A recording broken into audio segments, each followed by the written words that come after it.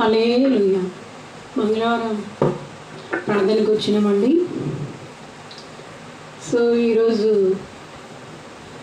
ఎవరు ఏ బలహీనతతో అనారోగ్యంతో ఉన్నారో జాగ్రత్తగా ఈ వాక్యాన్ని ఆలకించి మీరు చేయాల్సిన రీతిగా ప్రార్థన చేసుకోండి.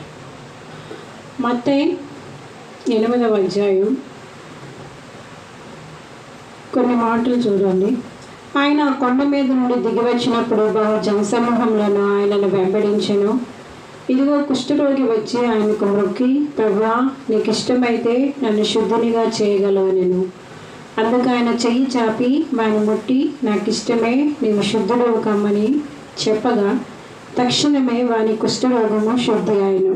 అప్పుడు యేసు, ఇక్కడ ఏం జరిగిందండి? ఆ కొండ మీద ప్రసంగం చేసి దిగి వస్తున్నారు యేసు ప్రభు. అద్భుతాలు ఆశ్చర్యాలు జరుగుతున్నాయంటే మరి జనసమూహాలు ఉంటారు కదండి. మరి చాలామంది జనసమూహాలు యేసు ప్రభుని వెంబడిస్తూ ఉన్నారు. ఆ పరిస్థితుల్లో ఒక కుష్ఠరోగి వచ్చి, ప్రభువా, నీకు ఇష్టమైతే నన్ను శుద్ధినిగా చేయగలవు అని అంటున్నారు. ఇప్పుడు జనసమూహాలన్నీ ఎందుకు ఫాలో అవుతున్నారండి? వాళ్ళకి కొన్ని అద్భుతాలు ఆశ్చర్యాలు జరగాలని కదా. ఒక అద్భుతం అనేది అనేకమైనటువంటి సమస్యల్ని పరిష్కరిస్తుందంట. మనుషులు అద్భుతాల కోసం చూస్తారు. అంటే అద్భుతాలు తప్పు పట్టడానికి లేదండి. ఎందుకంటే యేసు ప్రభువారు సజీవుడు. ఆయన మృత్యుంజయుడు, మరణాన్ని జయించారు. ఇప్పుడు ఇక్కడ కార్యసాధకమైనటువంటి ఆత్మదేవుడు అనేవారు భూమి మీద సంచారం చేస్తున్నారు.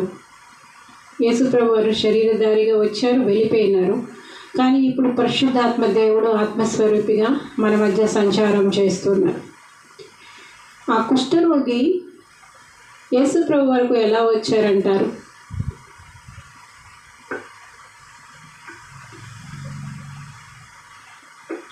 ఆయనకు విశ్వాసం. మీకు అర్థమైందా? విశ్వాసం అన్నమాట. ఎలా వచ్చారండి? ఆయనకి విశ్వాసం. ఏం విశ్వాసం?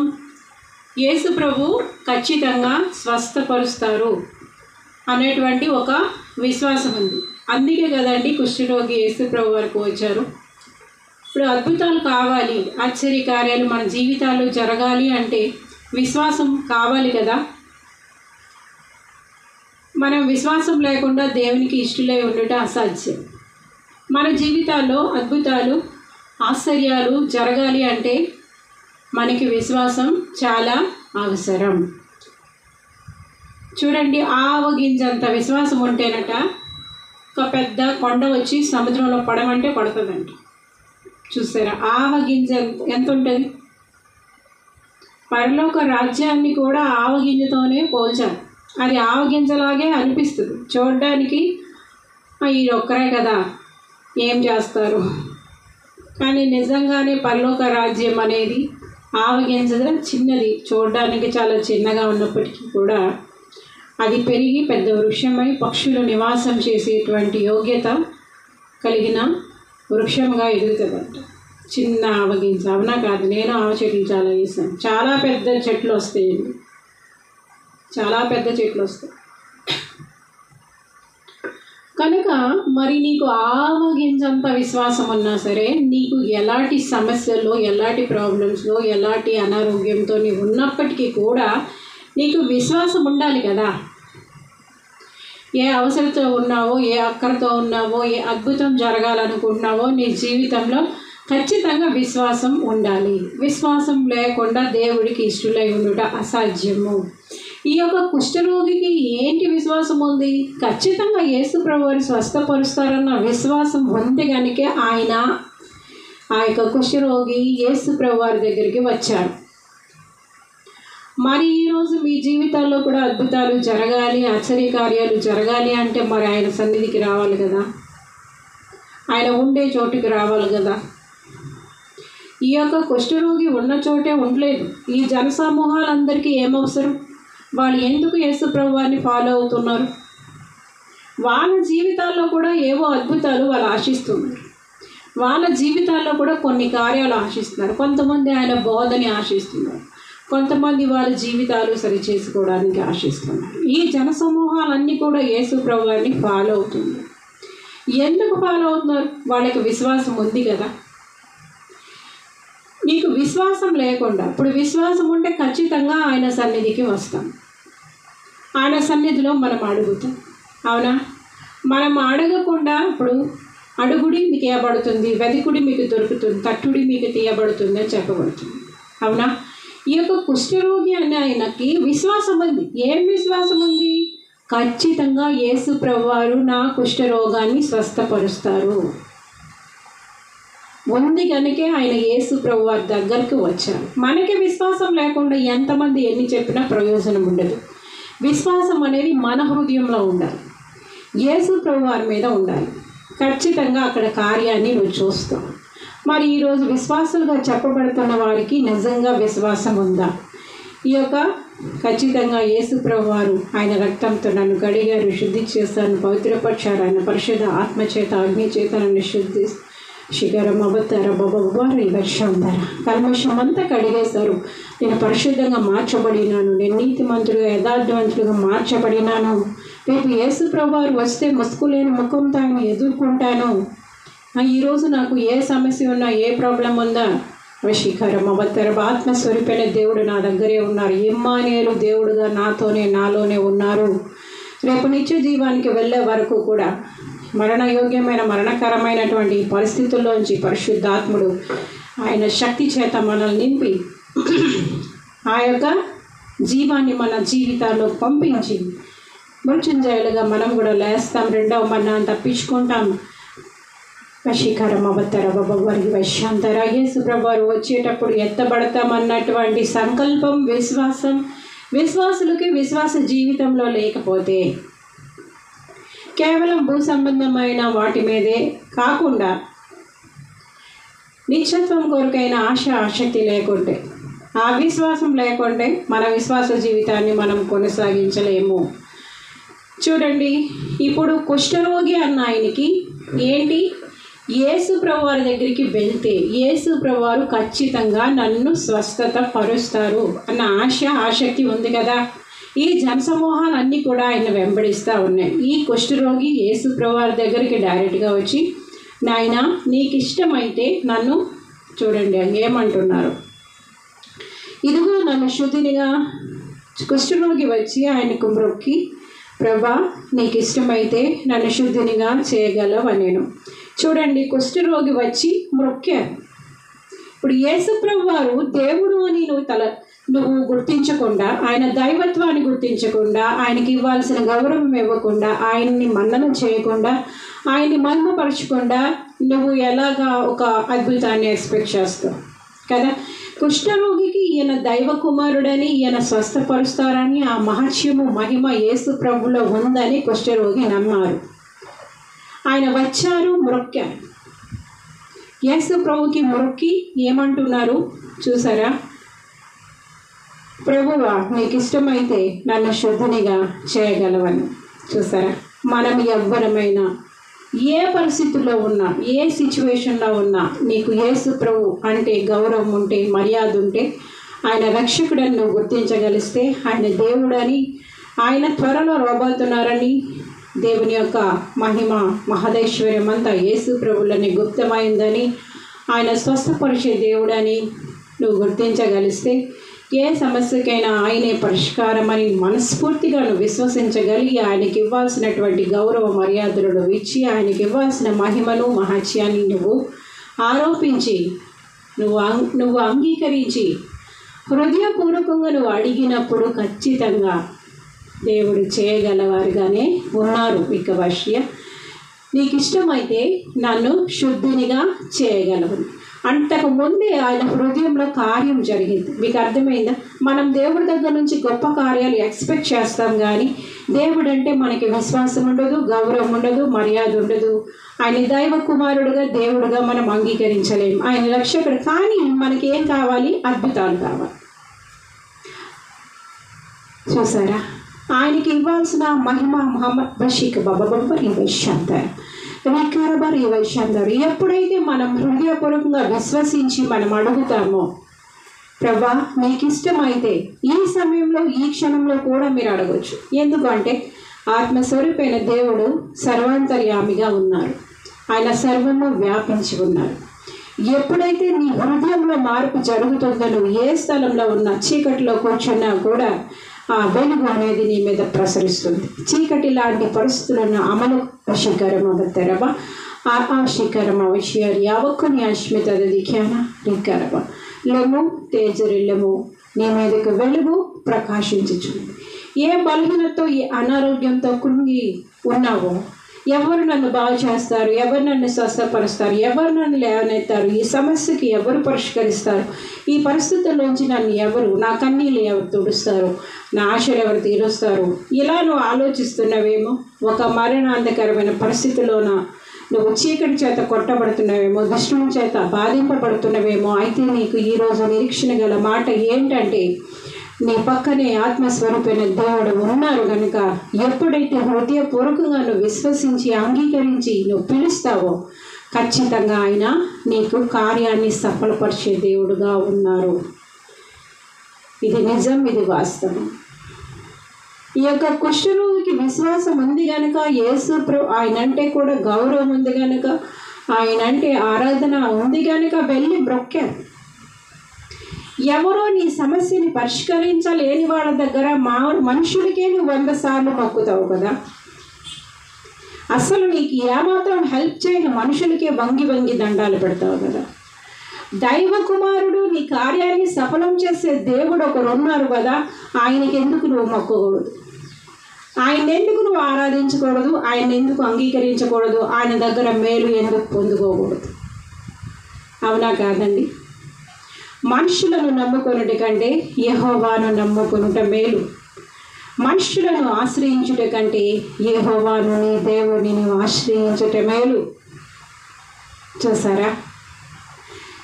మనుషుల ఆలోచనలు అనేవి తాత్కాలికమైనవి, కానీ దేవుని ఆలోచన సదాకాలము నిలిచేది.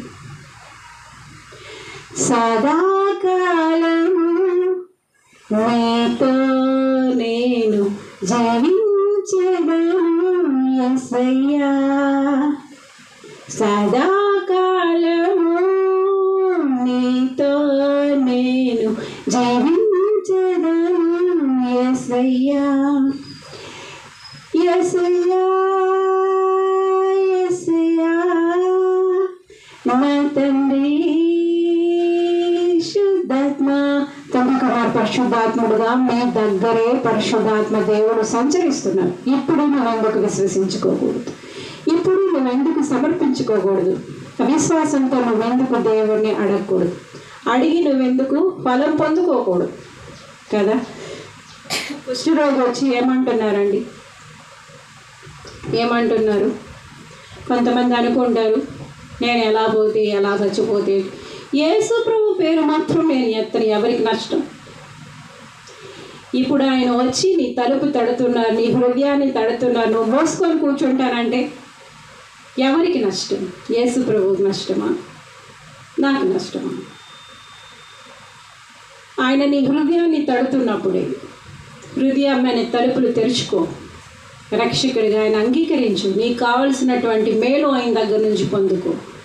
నిత్య జీవానికి సదాకాలం ఆయనతో ఉండడానికి సిద్ధపడు. చూసారా? కుష్ఠరోగి ఏమంటున్నాడంటే, కుష్ఠరోగి వచ్చి ఆయనకు మ్రొక్కి, ప్రభువా నీకు ఇష్టమైతే నన్ను శుద్ధినిగా చేయగలవనెను. అందుకు ఆయన చెయ్యి చాపి వాని ముట్టి, నాకిష్టమే నీవు శుద్ధుడు కమ్మని చెప్పగా తక్షణమే వాని కుష్ఠరోగము శుద్ధి ఆయను. చూసారా? తక్షణమే అవుతాయండి కార్యాలు. నువ్వు నమ్మాలి, విశ్వసించాలి. తక్షణమే నాకిష్టమే నువ్వు శుద్ధుడు కమ్ము. ప్రభువా నీకు ఇష్టమైతే, ఇప్పుడు మనం వచ్చి తిరుగుబాటుగా నువ్వు దైవ కుమారుడు శోధించేలాగా మనం ఉండకూడదు. నువ్వు దేవుని కుమారుడు అయితే, నువ్వు దేవుడు అయితే, నువ్వు ఇలా ఎందుకు చేయకూడదు, అలా ఎందుకు చేయకూడదు, అలా ఎందుకు అయ్యింది, నీకెందుకండి తర్కం? ఎందుకు? దేవుడి దగ్గర తర్కం పనికిరాదండి. నువ్వు తర్కిస్తున్నావా? నువ్వు తర్కించుకుని అసలు పొందుకోవలసిన ఆశీర్వాదాలు ఏమి పొందుకోవట్లేదా? చూసావా? దైవ కృపను కోల్పోతున్నావా? లేనిపోయిన తక్కువ నీకెందుకు? నీకు తెలిసింది చాలా తక్కువ. నేను చెప్తున్నాను, బైబిల్ నీకు అర్థమవుతుంది అంత ఈజీగా. బైబిల్లో ఏదో మాట తీసి కూర్చొని తందాన అనుకున్న తందాన కొడితే ఎవరికి నష్టం? దేవుడు అంత మొన్న చెప్పాను కదా, ఆయన జ్ఞానం శోధించుట అసాధ్యం. భూలోకం అంతటికి న్యాయం తీర్చే వరకు ఆయన నలుగుడు పడడు, మందగిలడు. ఆయన జ్ఞానాన్ని నువ్వు నేను శోధించగలమా? అసలు బైబిల్ ఎవరికి అర్థమవుదండి? పరిశుద్ధాత్మ దేవుడు ఎప్పుడు వచ్చి నీలో నివసిస్తారో, ఆత్మదేవుడు ఎప్పుడైతే బోధిస్తారో, ఆత్మచేత ఎవరు రాశారు? రాసిన వాళ్ళంతా ఎలా రాశారు? పరిశుద్ధాత్మ ప్రేరేపణతో రాశారు, ఆత్మపూర్ణులుగా రాశారు. నువ్వు ఆత్మ లేకుండా నీలో దుష్టాత్మ, దుర్మార్గపు ఆత్మ, చెడ్డ ఆత్మ నీలో పనిచేస్తుంటే నీకు బైబిల్ పరిశుద్ధమైన దైవ వాక్యం నీకు ఎలాగ అర్థమవుతుంది? అర్థం చేసుకుంటున్నావా? నీ జ్ఞానం ఏపాటిది? దైవ జ్ఞానం దగ్గర నీ జ్ఞానం ఏపాటిది? నువ్వు మనిషివి కదా. మనుషులైనా ఎప్పుడు యొక్క గూఢమైన సంగతులు వాళ్ళకి బయలుపరచబడతాయంటే, నాకు మొరపెట్టుము, నేను నాకు ఉత్తరం ఇస్తాను, నేను గ్రహింపలేని గొప్ప సంగతులు, గూఢమైన సంగతులు నీకు బయలుపరుస్తాను. ఆ యొక్క మర్మాలు నీకు బయలుపరచబడాలంటే నువ్వు మొర్ర పెట్టాలి, అప్పుడు ఆయన నీకు ఉత్తరం ఇస్తారు. ఒక వాక్యాన్ని నువ్వు ధ్యానించాలి. ధ్యానించి ఈరోజు మీ ముందుకి వచ్చేదానికి అంతే ముందు రిక్ భాష్య వేకువనే లేస్తాను. నేను చాలా వేకువనే లేచి ప్రభు సన్నిధిలో కనిపెడతాను.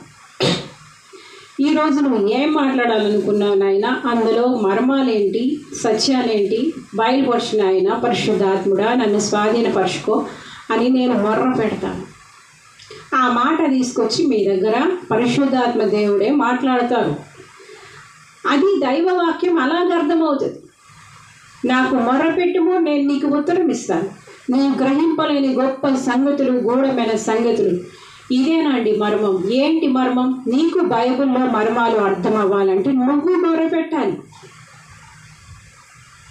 నిన్ను నువ్వు తగ్గించుకోవాలి, నిన్ను నువ్వు విరగొట్టుకోవాలి, నలగొట్టుకోవాలి, నిన్ను నువ్వు శుద్ధి చేసుకోవాలి. పరిశుద్ధ అగ్ని చేత, ఆత్మ చేత, పరిశుద్ధ రక్తం చేత నువ్వు శుద్ధి చేసుకొని పరిశుద్ధపరచబడి నలగొట్టుకొని విరగొట్టుకొని ఆయన సన్నిధిలో కనిపెట్టినప్పుడు ఆత్మస్వరూపైన దేవుడు వచ్చి నిన్ను ఆదరించి నీకు మర్మాలు నీతో మాట్లాడతారు.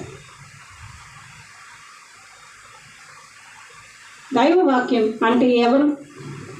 ఆది యందు వాక్యం ఉండను, వాక్యమే దేవుడై ఉండే. దేవుడికే దైవ వాక్యం దేవుడికే కదా అర్థమవుతాయి దేవుని మాటలు. మరి ఆ దేవుని ఆత్మ వచ్చి మనలో నివసిస్తే మనకు అర్థమవుతాయి, మన మామూలు మనుషులమైనప్పటికీ. అంతేగాని దుష్టుడు ఏదో నిన్ను ప్రేరేపిస్తున్నాడు, దురాత్మ ఏదో నేను పనిచేస్తుంది, ఒక మొక్క తీసుకొని నీకు నచ్చిందంత తోచిందంత నువ్వు వదిలేస్తున్నావే అనుకో, నష్టం ఎవరికి నష్టం? చాలా భయంకరం అండి. ఫలితాలు చాలా భయంకరంగా ఉంటాయి. టైం ఉన్నప్పుడే ప్రభా, యేసు ప్రభా, నీకు ఇష్టమైతే నన్ను స్వస్థపరచు, నీకు ఇష్టమైతే నాకు ఈ పరిస్థితి నుండి విడుదల చేయి, నీకు ఇష్టమైతే నన్ను లేవనెత్తు, నీకు ఇష్టమైతే నన్ను బలపరచు, నీకు ఇష్టమైతే నన్ను నీ బిడ్డగా చేసుకో, నీకు ఇష్టమైతే నా చెయ్యి పట్టుకొని నడిపించు నాయనా, నీకు ఇష్టమైతే నీ చిత్తాన్ని నా జీవితంలో నెరవేర్చు, నీకు ఇష్టమైతే ఈ పని జరిగించు, నీకు ఇష్టమైతే. అలాగా ఆయన ఇష్టానికి లోబడుతున్నావా? విశ్వాసి, సేవకుడు, ప్రవక్త ఇలా చెప్పుకుంటూ కూడా నీ ఇష్టాన్ని నెరవేర్చుకుంటున్నావు. ఎలా నచ్చితే అలాగా నీ ఇష్టాన్ని నెరవేర్చుకుంటూ వెళ్ళిపోతున్నావా? అంత దీనంగా ఆయన అడిగారు కనుక నాకు ఇష్టమే, నువ్వు శుద్ధునివి కా అని చెప్పాలి. అద్భుతాలు, మహత్కార్యాలు, సూచక్రియలు ఎలా జరుగుతాయండి? పరిపూర్ణంగా ఆయన ఇష్టానికి లోబడాలి. నన్ను స్వస్థపరుస్తావా? నువ్వు దైవ కుమారుడు కదా, ఇది చేస్తావా? నువ్వు దైవ కుమారుడు అయితే నన్ను ఇలా ఆశీర్వదిస్తావా? నువ్వు దైవ కుమారుడు అయితే 1 కోటి రూపాయలు ఇస్తావా? నువ్వు దైవ కుమారుడు అయితే ఇలా జరుగుతుందా, ఇలా జరిగించవా? నేను ఇన్ని సంవత్సరాలు నేను నమ్మాను కదా, ఇంత కష్టపడ్డాను కదా నీ కొరకు, నువ్వు ఎందుకు ఇచ్చేయు? ఇది కాదండి. శోధించకూడదు దేవుడిని. ఏ విషయంలో కూడా శోధించకూడదు. ఆయన చిత్తానికి లోబడినప్పుడు, విధేయత చూపించినప్పుడు, నీకు ఇష్టమైతే ప్రభువా ఈ కార్యాన్ని నా జీవితంలో జరిగించు, నీకు ఇష్టమైతే ఆ కుష్ఠరోగి అలాగే మొక్కారు, వచ్చారు, ప్రభువా నీకు ఇష్టమైతే నన్ను స్వస్థపరచు, నాకు ఇష్టమే. ఏమన్నారు యేసయ్య అక్కడ? చాపి నన్ను ముట్టి, అందుకు ఆయన చెయ్యి చాపి ఊరుకోలేదండి. అనగానే అందుకు ఆయన చెయ్యి చాపి వాని ముట్టి, నాకు ఇష్టమే, నేను శుద్ధుడు కమ్మని చెప్పగా తక్షణమే వాని కుష్ఠరోగం శుద్ధి అని. ఇప్పుడు యాక్షన్కి రియాక్షన్ ఉంటుంది కదా. ఈయన వచ్చి ఆయన మనస్ఫూర్తిగా యేసు ప్రభువారిని ఆరాధించి అడిగినప్పుడు యేసు ప్రభువారు ఏం చేసినారు? స్వస్థపరిచారు. ఎలా స్వస్థపరిచారు? యాక్షన్ కూడా ఉంది. ఆయన చెయ్యి చాపారట, ముట్టారట, స్వస్థపరిచారు. చూసారా? మరి ఏమీ నువ్వు చేయకుండా, ఏమీ నువ్వు అడగకుండా, ఏ విధంగా కూడా నువ్వు దేవుడికి మనం ఆరాధించకుండా, ఏ విధంగా నువ్వు ప్రార్థించకుండా, ఏ విధంగా నిన్ను తగ్గించుకోకుండా దేవుడి దగ్గర నుంచి ఎలాగ నువ్వు కార్యాలు ఎక్స్పెక్ట్ చేస్తావు? ఇలా చేయలేదు, నేను ఇలా అడిగాను పరిస్థితి ఉందా నీకు? దేవుడు అక్కడ కార్యం జరిగించేటువంటి కార్యసాధకమైన పరిస్థితి నీ జీవితంలో ఉందా? దైవ చిత్తానికి నిన్ను నువ్వు తగ్గించుకుంటున్నావా? అప్పుడు అడుగు, ఏమన్నా అడుగు. అప్పుడు ఆయన యాక్షన్ ఉంటుంది ఖచ్చితంగా. నువ్వు ఎక్స్పెక్ట్ చేసిన దానికంటే, ఊహించేదానికంటే, అడిగేదానికంటే ఉన్నతంగానే ఆయన యాక్షన్ ఉంటుంది. కేవలం నీకు ఇష్టమైతే నన్ను శుద్ధి మొక్కాడు. ఆ యొక్క కుష్ఠరోగి వచ్చి మ్రొక్కి, ప్రభువా నీకు ఇష్టమైతే నన్ను శుద్ధిని కాచు. యేసు ప్రభువు చేయి చాపారంట, ముట్టారంట, నాకు ఇష్టమే, నువ్వు శుద్ధుడు కమ్ అనగానే ఆయన శుద్ధుడైపోయాడు. అలాగ దైవ చిత్తానికి మనం లోపరుచుకోను. దైవ కుమారుడికి ఇవ్వాల్సినటువంటి గౌరవ మర్యాదలు మనం ఇచ్చి, ఆయన ఆరాధించి, ఆయన చిత్తానికి మనం తగ్గించుకొని, ఆయన ఇష్టానికి మనం లోబడినప్పుడు, ఆయనకి ఇష్టమైందే మన జీవితంలో మనం కోరుకుంటూ ఉన్నప్పుడు ఖచ్చితంగా మన జీవితాల్లో ఆయన కార్యాలు నెరవేర్చేవారిగా ఉన్నారు. మీకు అర్థమైందా? మనం చేసేదానికంటే అత్యధికంగానే మన జీవితాల్లో చేస్తారు. కానీ ఆయనకు ఆ ఓర్పు, ఆ సహనం నీకున్నాయా? ఆ ఆరాధన భావం నీకుందా? ఆయన చిత్తానికి నువ్వు లోపరుచుకుంటున్నావా? దేవుడు అంటే చేయట్లేదు, అది చేయట్లేదు, నీ సంవత్సరాలు అడుగుతున్నాను ఆయన ఎందుకు జరగట్లేదు అనుకోవచ్చు చాలామంది. మరి ఆయన చిత్తానికి, ఆయన ఇష్టానికి నువ్వు లోపడుతున్నావా? నీ చిత్తమే జరిగించిన ఆయన అని అడుగుతున్నారా? నీకు ఇష్టమైతే ఇది చేయను ఆయన అని అడుగుతున్నారా? అలాగ అడిగిన పక్షంలో ఖచ్చితంగా దేవుడు మీ జీవితాల్లో అది సఫలపరుస్తారు. కనుక ఈ సిచ్యువేషన్లో, ఈ పరిస్థితుల్లో ఎవరు ఏ అవసరంతో ఉన్నప్పటికీ దేవుడికి ఇవ్వాల్సిన గౌరవ మర్యాద ఇవ్వండి. అడగాల్సిన రీతిలో అడగండి. మీ జీవితాలు సమర్పించుకోండి. వర్షీకరమ బద్దర భవిష్య రీ వైశ్యాంతర రీకరబ రీ వైశ్యాంతర పర్యావకొని అశ్మితది ఖ్యానమక్వ రీకరబ రీ వైశ్యాంతర వైశ్య. హల్లెలూయా, హల్లెలూయా. అప్పుడు యేసు ప్రభువారు ఖచ్చితంగా నాకు ఇష్టమే, ఈ కార్యం జరగడం నాకు ఇష్టమే అని అంటారు. ఆయన చిత్తమైతే, అది మేలైతే. అర్థమవుతుందా మీకు? అంతకంటే ముందు మనం ఎలాగా దేవుడికి అర్పించుకోవాలి, డెడికేట్ చేసుకోవాలి, ఏం చేయాలి అనే చిత్తానికి, ఆయన ఇష్టానికి మనం ఎలా లోబడాలి నేర్చుకోవాలి. ఒక అద్భుతాన్ని మన జీవితంలో మనం ఎక్స్పెక్ట్ చేస్తున్నాము అంటే ఆయన చిత్తానికి మనం లోబడాలి. అర్థమవుతుంది కదా? అది అన్నమాట. కనుక ఈ పరిస్థితిలో ఎవరు అలా ఉన్నప్పటికీ పూర్తిగా దేవునికి మీ హృదయాలు అప్పగించుకొని, ప్రభా నీకు ఇష్టమైతే ఈ కార్యాన్ని, ఈ స్వస్థత నాకు ఇవ్వవా, ఈ కార్యాన్ని జరిగించవా, నీకు ఇష్టమైతే అని అడగండి. ఖచ్చితంగా దేవుడు మీ ప్రార్థన వినేవారుగా ఉన్నారు. దేవుడి కొద్ది మాటలు దీవించును గాక. God bless you.